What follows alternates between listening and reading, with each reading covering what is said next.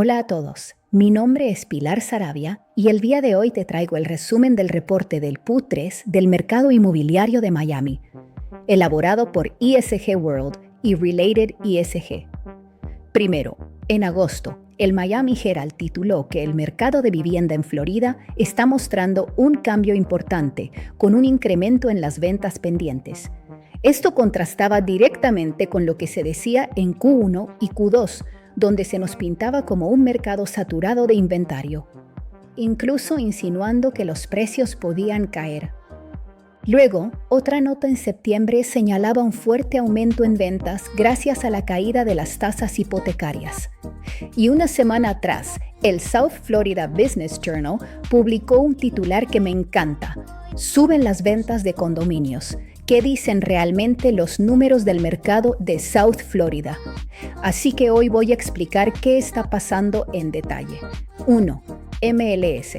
Inventario, edad de los edificios y por qué la prensa estaba leyendo mal los datos.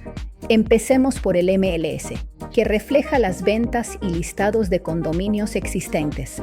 En Q2, el MLS mostraba 25,000 unidades disponibles, un número más alto de lo normal, pues históricamente el promedio ronda las 22,000 para Dade, Broward y Palm Beach combinadas. Ese aumento llevó a muchos titulares a decir que habíamos pasado de un mercado de vendedores a un mercado de compradores. Pero había un error: nadie estaba separando los datos por edad de los edificios. Nosotros sí lo hicimos.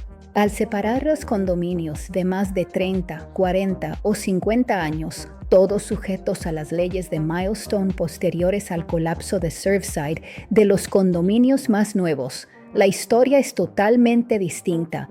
En Q2, casi el 90% del inventario disponible tenía más de 30 años y la mayoría de esas asociaciones no tenía el dinero suficiente para cumplir con los nuevos requisitos de recertificación. Eso provocó aumento del inventario en edificios viejos, aparición masiva de special assessments y precios estancados o incluso a la baja en esos edificios. Pero cuando mirabas los edificios más nuevos, menos de 30 años, solo había un poco más de 3,000 unidades. Es decir, el mercado de edificios viejos era 100% de compradores, el de edificios nuevos 100% de vendedores. Durante el Q3, sin embargo, pasó algo que consideramos muy saludable. El inventario total bajó ligeramente de 25,000 a 24,000. Eso por sí solo no cambia gran cosa, pero la composición del inventario sí. Los condominios de menos de 30 años aumentaron de 3,000 a 6,000 unidades. No es el nivel ideal, deberían ser alrededor de 12,000, pero duplicar la oferta en 3 meses es una excelente noticia para quienes buscan producto reciente. Los condominios de más de 30 años bajaron de 21,000 a 17,000, es decir, están vendiéndose. Y no es porque todos esos edificios hayan resuelto sus problemas. Es porque dentro de ese grupo hay muchas joyas, edificios frente al agua, muy bien mantenidos, con reservas completas, ubicaciones excelentes y precios que bajaron por el simple hecho de tener más de 30 años. Muchos compradores y agentes están aprovechando ese valor. Por eso, se anticipa que en el Q4 estas cifras seguirán mejorando y que lo peor para los edificios viejos quizá ya quedó atrás. El ciclo explicado. ¿Estamos subiendo de nuevo? Meses atrás, George Pérez, chairman de Related Group, mencionó algo que siempre ha sido cierto sobre Florida. Este mercado funciona como una montaña rusa. Cuando baja, la próxima subida siempre supera el máximo anterior. La gran pregunta es, ¿estamos ya en esa subida? Los datos dicen que sí. Si comparamos enero-septiembre 2024 con enero-septiembre 2025, 17,400 transacciones, 2025. 19,000 transacciones y trimestre a trimestre del 2025, Q1, 5,900 cierres, Q2, 6,300. Q3, 6.700. Claramente la curva va hacia arriba. Esto a pesar de que las tasas hipotecarias en 2025 fueron mucho más altas que en 2024. Si con tasas altas ya vimos más actividad, ¿qué pasa cuando bajen? 3. Días en mercado. Velocidad acelerando. En Q3 2023. Un condominio tardaba alrededor de 9 meses en venderse. Para Q3 2024 eran 8 meses. Hoy Q3 2025, 4 meses. Sin importar la edad del edificio, precio o ubicación. Esto confirma que la montaña rusa está subiendo. Más ventas, más velocidad, menos días en mercado. Y ahora viene el combustible extra. 4. Tasas hipotecarias. La gasolina que faltaba. El promedio de la tasa fija a 30 años ha bajado de 6.8% en Q2 a alrededor de 6.1% en Q3. Y mi predicción es clara. Santa Claus viene con tasas por debajo del 6% en diciembre. Cuando eso sucede, miles de compradores entran al mercado, sobre todo quienes están rentando ahora mismo y no quieren que la propiedad que quieren se la quede otro. Si las tasas bajan más y todo apunta a que el gobierno apoyará ese camino, veremos aún más actividad. 5. Nuevas construcciones. ¿Pueden resolver el problema de inventario? La respuesta es no. A finales de Q2 había 137 proyectos activos entre Miami, Miami Beach y Fort Lauderdale. Hoy hay 142, que representan unas 30.000 unidades en desarrollo. La mitad son proyectos de renta corta, hoteles o edificios que permiten Airbnb. La otra mitad son los condominios tradicionales, es decir, donde la gente realmente vive. De esos 15.000 condominios tradicionales, solo 7.600 están en construcción. El resto está en pausa, esperando tasas más bajas para que los costos de financiamiento sean manejables. Para ponerlo en contexto, en el ciclo 2000-2007 se construyeron 59.000 unidades.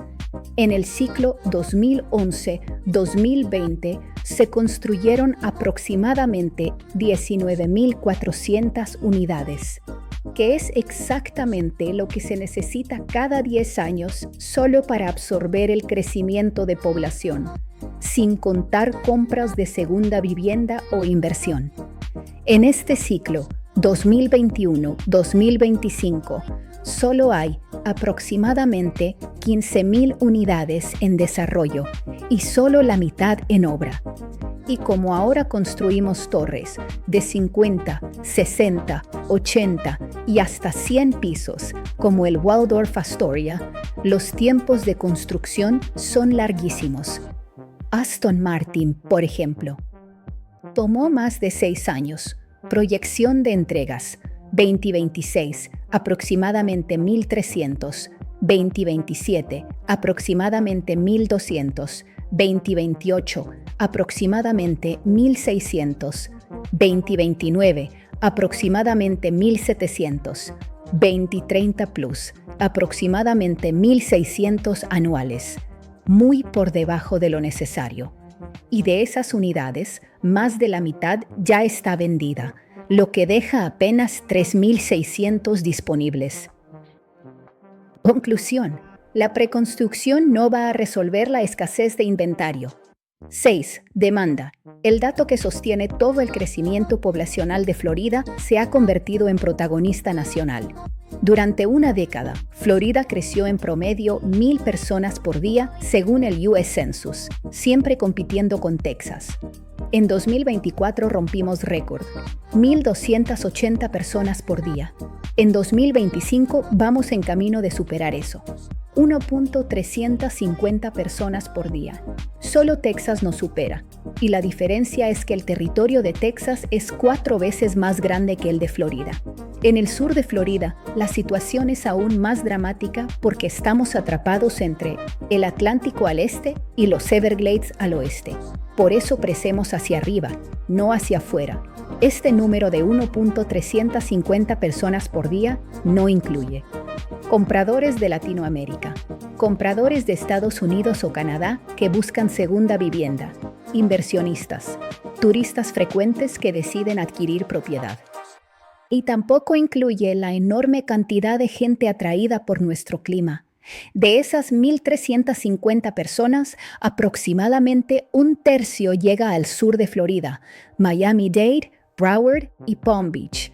Si has sentido más tráfico, más obras, más grúas y más autopistas ampliándose, es porque el estado está preparándose para un futuro que claramente proyecta más crecimiento, no menos. Florida ya tiene 23 millones de habitantes y sigue expandiéndose velozmente. 7. La proyección global. Miami en el mapa del mundo. Algo que a veces subestimamos es el impacto internacional de los eventos que vienen. Regresa el Campeonato Mundial de Golf en Doral. Luego, el Miami Open en el Hard Rock Stadium. Después, el Gran Premio de Fórmula 1. A final de año, Art Basel, como siempre. Pero en 2026, la exposición será gigantesca. La Copa Mundial de Fútbol, el evento más visto del planeta, tendrá sede en Miami. Y luego, la cumbre del G20, con los líderes de las 20 potencias industriales del mundo reunidos aquí. La cobertura mediática internacional será enorme. Y cuando viajas fuera y dices «vivo en Miami», ya ves la reacción, una mezcla de envidia, admiración y deseo. Imagina después de un año así. Cierre. En resumen, el mercado está mostrando señales claras de que el ciclo está subiendo. Las ventas aumentan trimestre a trimestre. Los días en mercado se han reducido a la mitad. Las tasas hipotecarias están bajando. La preconstrucción no va a suplir la demanda. Y el crecimiento poblacional sigue siendo imparable. Todo esto pone a Miami y al sur de Florida en general en una posición muy fuerte para los próximos años.